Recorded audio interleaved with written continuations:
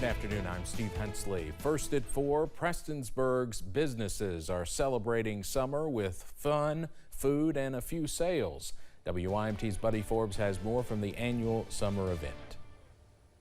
It's a party in Prestonsburg as people pour out to kick off the season by shopping small during the city's summer block party. This year's summer block party kicked off today, inviting shoppers and snackers to the city streets for special deals, savory dishes, and more. Kicking off the summer season with the first community bash. Those involved say the event, a combined effort between the Shop Prestonsburg merchants, is all about getting people downtown. It's our block party. We have this every summer just to get everybody out and going on.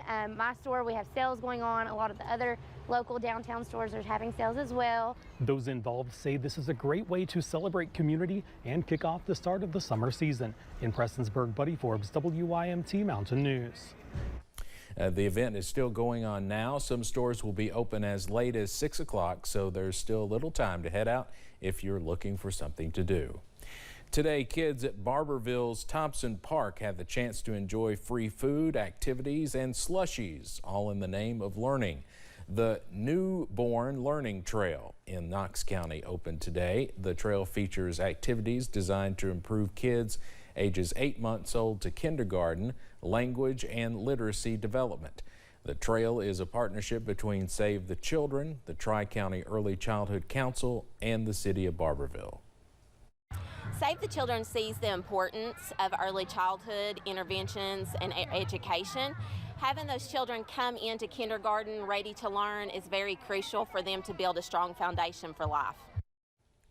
Some of the activities on the trail include hopscotch, letter recognition, and social activities.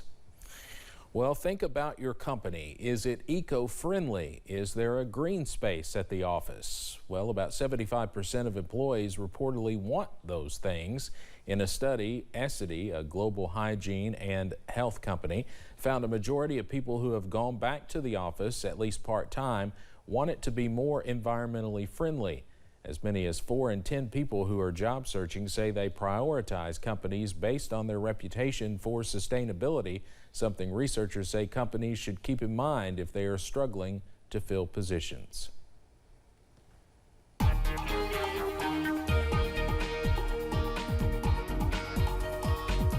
Well, it wasn't really a bad start to the day on our Friday. Unfortunately, though, we're seeing those skies darken, those clouds gather. We do have some showers moving into the region, and I say emphasis on showers. We don't have much in the way of lightning with these, but you'll notice we're starting to cloud up around the region. High-knob camera at UVA-wise, upper 60s right now. Near overcast, same thing at London Corbin Airport. There's that same plane that was with us even last night, still there as we get up into the low to mid 70s. That's where many of us are right now ahead of this rain shield. We're in the middle and upper 70s, though a few lower 70s. Where it is raining, it's a little bit cooler. 68 Irvin, 64 in Moorhead, and even back toward Lexington. Here's where the rain is now. Pockets of heavier rain up along and north of the Mountain Parkway. You see that over toward places like West Liberty, south of Moorhead, over toward Frenchburg and Stanton. We're going to continue to see this push on to the east and the southeast as we run through the daytime hours today and into the evening hours. Won't be with us all day, but you see that trails back into portions of Illinois, so keep that WYMT weather app handy. Some of these showers could linger into the early hours of our Saturday, and it'll take a second to get some of those out. So you see we drop into the 60s overnight. Showers with us, mostly showers. I can't rule out a rumble of thunder, but it's not a huge deal. We do start to dry out, though, as we head into tomorrow morning. I've got the very latest on how nice tomorrow's going to be and when we crank the heat back up, coming up in just a few minutes. Steve? Evan, thank you. In Ukraine, there's a battle for a city in the eastern part of the country. Russian forces seem to have the edge at this point as it tries to capture the strategic Donbas region. CBS's Elise Preston reports from the United Nations. Police in Severodonetsk released video of smoke rising over a chemical plant as Russian forces focus on taking the area. Teachers show damage to a school they say was hit with 5 missiles. Russian forces appear to have the edge as they push to capture the Donbas region, the country's industrial heartland of coal mines and factories. I misunderstood. There was a misunderstanding. Meanwhile, a court set up by Russian separatists has sentenced 2 British men and a Moroccan to die, accusing them of being mercenaries fighting for Ukraine. The two British men denied they were mercenaries in a January interview with Sky News. My family's here. My family's 15 kilometers. I can hear the shelling from my front room. The UN Human Rights Office said it was concerned about the situation of the 3 captured fighters. The British government says they are prisoners of war, entitled to protection under the rules of war. You have the most trendy defense minister. On Friday, Britain's defense secretary met with Ukraine's president in Kyiv, who thanked Britain for its assistance. And in the United States, hundreds of Ukrainian refugee children took part in a day camp run by a church in Sacramento, California. Some of the youngsters had been in war-torn areas just a couple of weeks ago.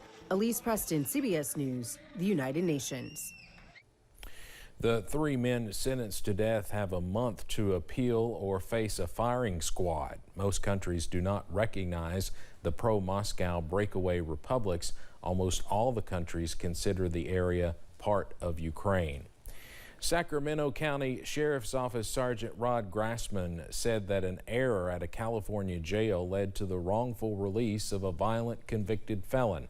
28-year-old Shaquille Lash was released from custody late Wednesday night, but was recaptured yesterday in Stockton. Lash was admitted to the California Correctional Institution in May 2013 to serve life with the possibility of parole after being convicted of carjacking, second-degree robbery with weapon and gang enhancements, and for vehicle theft. Lash was not scheduled to be considered for parole until at least 2035.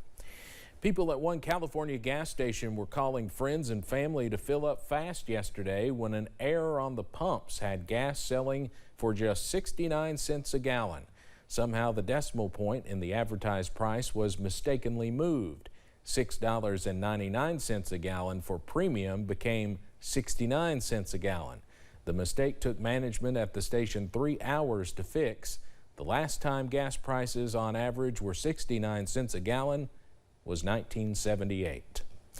Now to some major revelations about the police response to the Uvalde school shooting in Texas. New documents and video obtained by the New York Times paint a much clearer picture of what officers were doing as wounded victims waited more than an hour for help.